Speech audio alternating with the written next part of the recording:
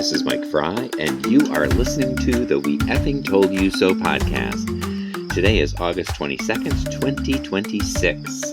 Today's installment, not enough people are talking about Natalie Harp the way we should.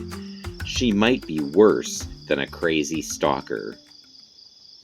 When Jon Ossoff recently mentioned Trump liking to jet around with Natalie Harp, his remarks were anything but controversial. Ossoff was only stating the obvious to anyone with ears, eyes, or brains. Trump appointed Harp to his staff in January of 2025, but has openly been ogling her since at least 2019. Though Ossoff's comment was objectively true and in no way offensive, the right wing went ballistic, accusing Ossoff of attacking Harp and demeaning women. Weird, huh? Ossoff's comment was not even about Harp at all. They were about Trump, and they weren't even salacious or harsh. He didn't even point out the obvious things, like the fact that she looks nearly identical to his own daughter, Ivanka Trump, who we've all heard Donald Trump sexualize in the creepiest of ways possible for more than 10 years now. Talking about her breasts, her ass, her other physical characteristics in the most pervy ways imaginable, including even saying that if she wasn't his own daughter, he would be dating her. Ugh, gag. Neither did Ossoff say what many others have. Harp openly and overtly styles herself to look as much like Ivanka as possible, nor did he talk about how she writes and talks like a teenage girl. She, in fact, looks and acts so much like a child that nearly everyone, including her supporters, refers to her in childlike terms, even though she's actually a grown-ass woman of 35 years of age. Ossoff didn't say any of that, but Republicans went into total freakout mode anyway, and the reason why is obvious. They already knew how bad the whole situation is. They already knew she writes his social media posts. They already knew she is with him nearly 24/7. They already knew she controls the flow of information in and out of Donald, and that she has exactly zero security clearance. They knew that she makes the pedophile-in-chief look even more like a pedophile.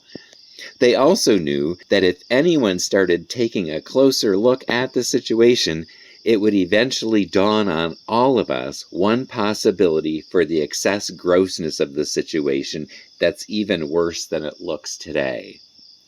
After some of her love letters were recently published, and after we learned that she's done crazy things like jumping into the trunk of a car to stay close to him, many people suggested that she seems like a stalker, like a creepy, crazy stalker.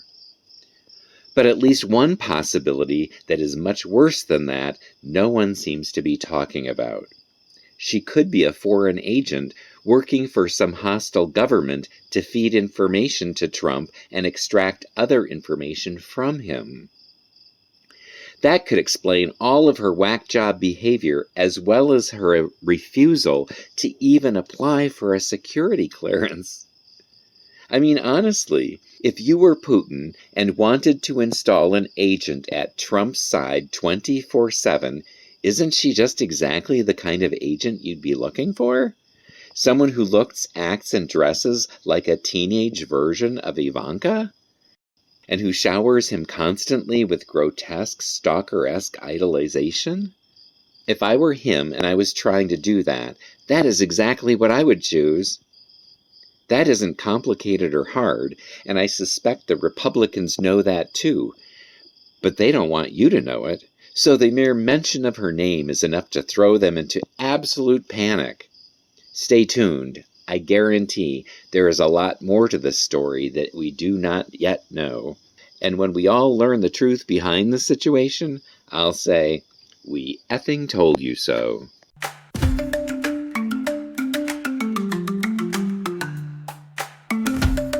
You have been listening to the We Effing Told You So podcast.